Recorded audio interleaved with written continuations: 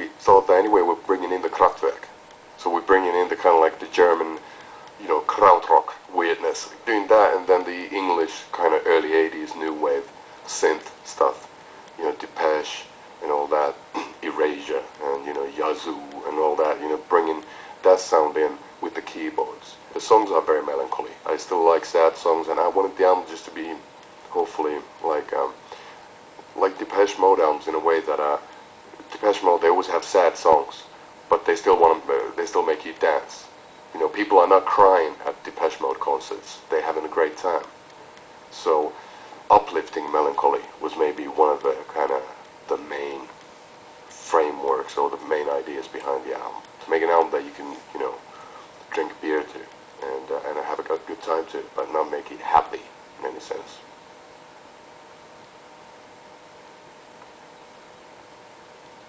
We've been lucky in a way that in a lot of countries we kind of have created our own genre, so people don't know there's not a certain sound to be expected from our band, because I think that a lot of the albums sound different, and we've used American mixers before, mixing engineers, and we've recorded albums all over the world, in Wales, in LA, and in Helsinki and all that, and they still sound like him albums, and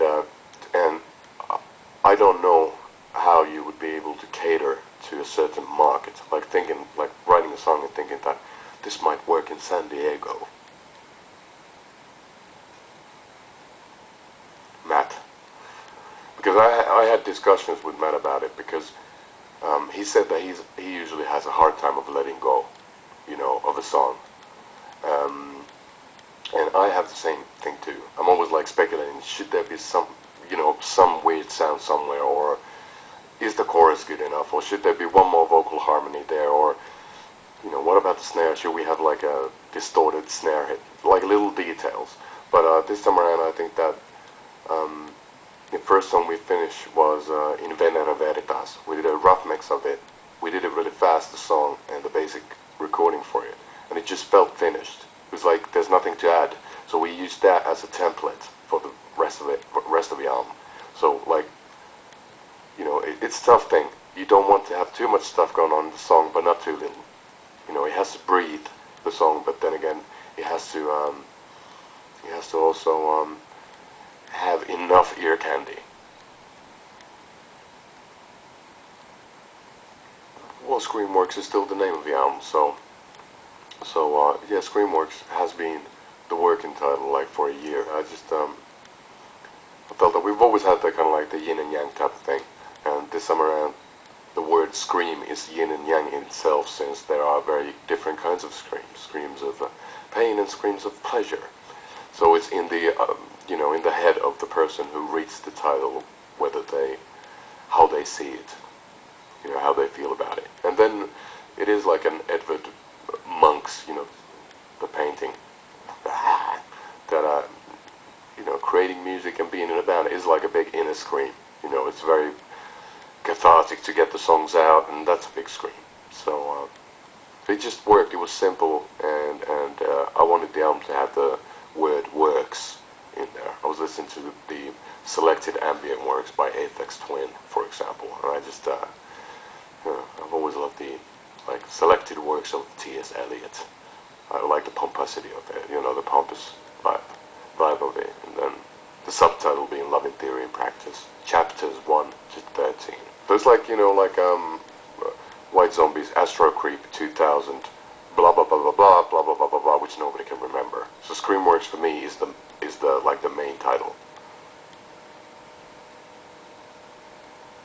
Music always comes first for me. Maybe I have a couple of lines, a couple of ideas, you know, for lyrics, but then the melody of the song demands a certain rhythm for the lyrics, so I'd rather do it that way around than write the lyrics first.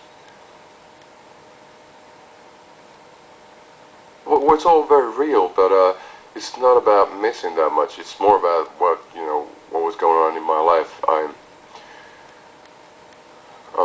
You know, I kind of like fell for somebody when I started writing the songs. That's always a good inspiration to have a muse, and then it never really happened, and at least not yet, because I've been working on the album, so there hasn't been any time to to work on a relationship, a possible one. And, probably will never happen, but it was an exciting time for me to write about my feelings as the feelings were happening, as opposed to a lot of times you're writing about stuff that has happened. You're writing about in past tense, or you're writing about your hopes, you know, like imagination, working on stuff that might be happening in the future. But this is probably the first time that the stuff was actually happening at that time when I was writing. So it made all the difference to me personally, because it was just exciting, and recording the album, because there was a lot, you know, there was stuff happening at that time, that very time. So I was on the tip of my toes all the time while working the album.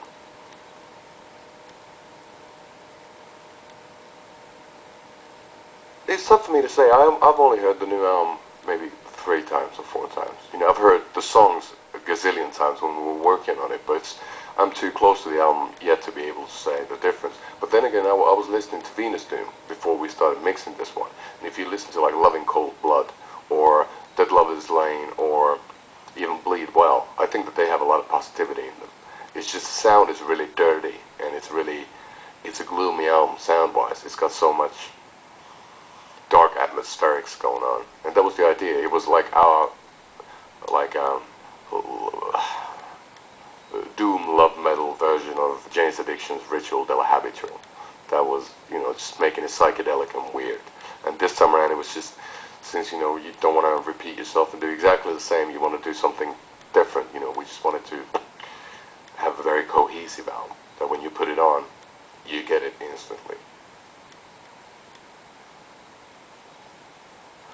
Well, we had the positive problem of having a lot of songs we were discussing as being singles at first. I like Dying Song, I like Scared to Death, I like Heart Killer, I like, but those were probably my favorites as a first single. You know, something up-tempo and all that, but we thought that maybe Scared to Death is a bit too poppy, and then Heart Killer is very straight to the point, and it has everything the album has. It's got the you know, the Knight Rider, David Hasselhoff keyboards in the beginning, that stuff, and then it's got the kind of darkly humored lyrics on it, and it's got Frankenstein in the lyrics as well, which is always a good thing. So there's Lazarus, and then there's Frankenstein. So that's always a bonus for a rock song. But no, it's just one of them things that, you know, obviously we being so close to the album, there's a lot of tracks I like. I like Acoustic Funeral, one of the tracks in the end, and I like the last track. But obviously those are not the first single choice. So I think that what we did, or what we usually do, is we play the album to different kinds of people and see how they hear it.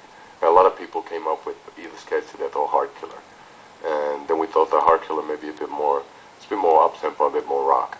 So thought that that's a good opener. But we'll see what happens. You know, singles is tough, and different countries are very different with their radios. It's tough to get rock music played on radio, at least in Europe.